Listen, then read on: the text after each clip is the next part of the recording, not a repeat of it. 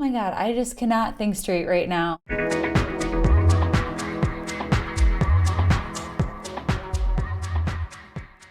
On May 22nd, Mercury comes into an exact square with Neptune. And while today might be the exact aspect, we're actually going to be feeling this one for a solid 3 weeks. Why? Because Mercury is slowing down. Mercury is going to station retrograde on the last day of the month. And so Mercury is starting to sync up with Neptune, and this aspect is going to be within orb for 3 weeks.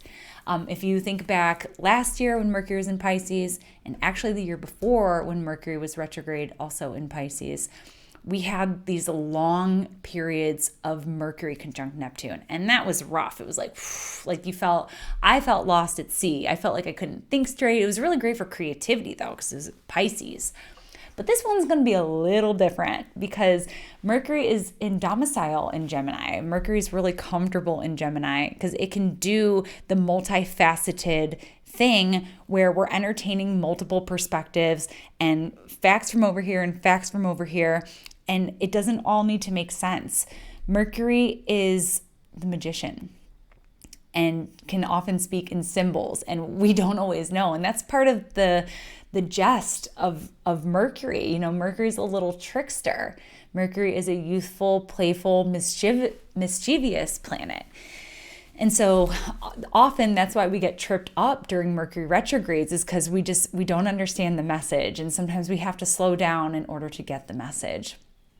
So yeah, that's a whole other topic. We'll talk about that next week or the week after. I don't know. But yeah, so Mercury in Gemini square Neptune, this aspect is going to create more questions than answers. And so I think part of the North Node journey, and I've said this so many times here, is we're meant to open our minds. We're meant to be curious and not feel 100% confident that we have all the answers. And so my best advice for this aspect is, yes, it's going to create all kinds of confusion and yes, frustration, because Mercury is going to be retrograde. We're going to be doing things over and over again in order to get it right. It certainly is going to be something that we need to be a little more patient for, but be okay with not knowing. Be okay with not having the absolute answers. Keep an open mind. Be curious, ask questions, and don't feel like you need to solve every little problem on your plate right now. The answers will come. I think that that's part of the frustration that we get, is trying to rush the magician to reveal the code. Not everyone has the eyes to see, and all information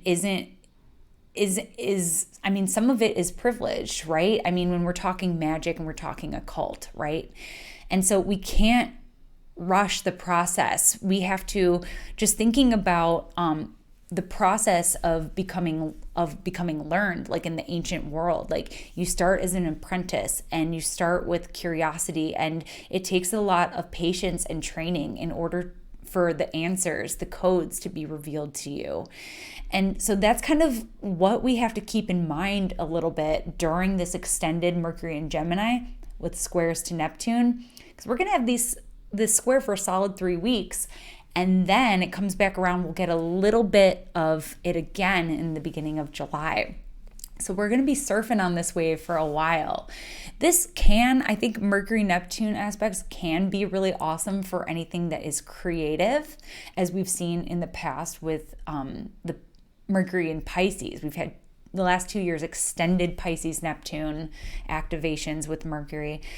This one could certainly be creative as well, but more from like a strategic kind of brilliant standpoint, where you have to kind of plan things out and strategize, because Mercury is in an air sign. So this is all about like how you articulate something, or how you code something, or how you frame something, like especially if you're designing something online or anything that has to do with writing or media or anything like that. It could certainly be very creative. This could also be really great for spirituality, like I mentioned, like magic and that kind of thing. But more than anything, it is going to create some kind of discomfort and confusion. So once again, just be okay with not knowing. This aspect, as I was trying to meditate on it, like how is this going to show up? It kind of reminds me of, have you ever been so focused on something, like maybe you went to college, maybe you had to write a 20-page paper, and you get to the end of it and you're like, oh, I just can't think. I have no brain cells left. So I'm going to smoke a joint, or I'm going to crack open a beer and see if that helps me take me over to the edge. So this is my analogy for this aspect. So the inspiration strikes and you're able to finish the paper, but then you're like, does it fit? Does it flow? Should I go back to the body of the text and make some alterations? Is my professor going to understand this connection? Am I going to sound crazy? So yeah, it's like a rabbit hole aspect where it's creating more questions than perhaps answers. And that is okay right now. So yeah, I think the solar eclipse in Gemini coming up later in June, like around the time that this aspect starts to fall out of prominence, that's going to illuminate quite a bit too. So just hold tight and wait till that eclipse, and it's going to clarify maybe some of this stuff. So for now, that is your little astrology shot of the day. Thank you so much for joining me today. If you want more astrology in your world, go ahead and join me at AstroCatherine on Instagram, Twitter, or Patreon for extra bonuses. You can also book your reading with me at catherineurban.com.